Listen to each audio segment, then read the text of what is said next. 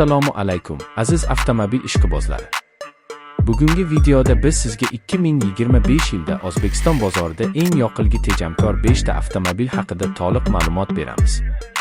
Hozirda benzin narxlari har oy o'sib boryapti. Shuning uchun ko'pchilik odamlar yoqilg'i kam sarflaydigan mashinalarni izlamoqda. Agar siz ham har litr yoqilg'idan maksimal foyda olishni, hamyoningizni tejashni xohlasangiz, bu video aynan siz uchun. Videoni oxirigacha ko'ring, chunki biz oxirida O'zbekiston yo'llari uchun eng foydali va haqiqatan ham tejamkor mashinani tanlaymiz. 2025 yilda O'zbekiston avtomobil bozori juda tez o'smoqda. Yilning dastlabki 5 oyida mamlakatga 18 mingdan ortiq yengil avtomobil olib kirildi va ularning deyarli yarmi elektr yoki gibrid mashinalar edi. Bu shuni anglatadiki, o'zbekistonliklar endi nafaqat tashqi ko'rinishga, balki yoqilg'i samaradorligi va ekologiyaga ham e'tibor bera boshlashgan. Bozorda Bit, Chevrolet, Geely va Sovyast kabi kompaniyalar faol ishlamoqda. Ular yangi tejamkor modellarni ishlab chiqishmoqda, ayrimlari esa shu yerning o'zida ishlab chiqarilmoqda.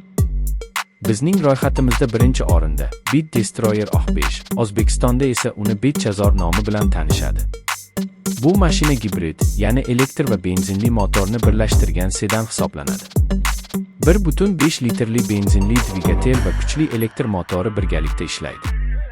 Eng katta afzalligi 2 tizimli quvvat manbai. Faqatgina elektr rejimida mashina 55 kilometrgacha masofani bosib o'tadi. Undan keyin esa benzin dvigateli avtomatik yoqiladi. Ishlab chiqaruvchi ma'lumotiga ko'ra, bu modelning yoqilg'i sarfi 3.8 litr 100 km, ya'ni taxminan 1 litrda 26 km. Zamonaviy dizayn, past sarf va Bit kompaniyasining ishonchliligi bu avtomobilni shahar haydovchilari uchun mukammal tanlovga aylantiradi.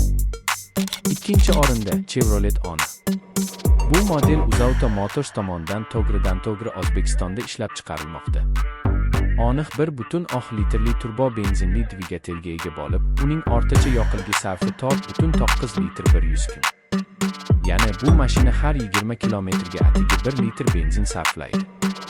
Shahar uchun juda qulay, zamonaviy dizayn, multimedia tizimi va xavfsizlik opsiyalari bilan jihozlangan.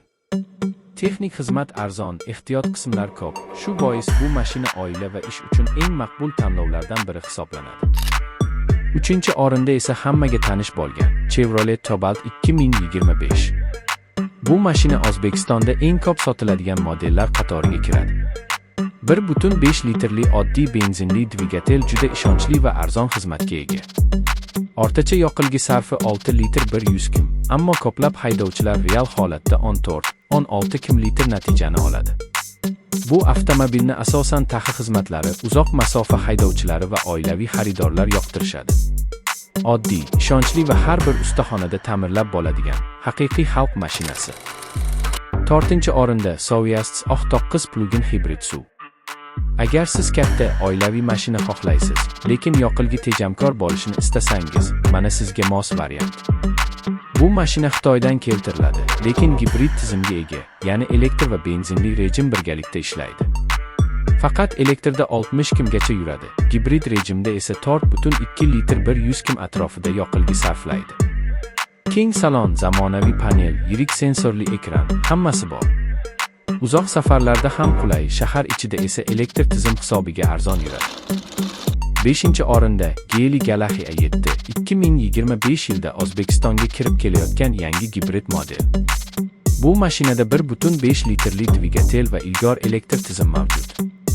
To'liq zaryad bilan u 100 kilometrlik elektr yurish masofasiga ega.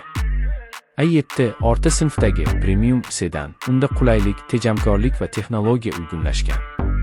Agar siz zamonaviylikni, shinamlikni va yoqilg'i tejamkorlikni birgalikda xohlasangiz, bu mashina siz uchun yaratilgan.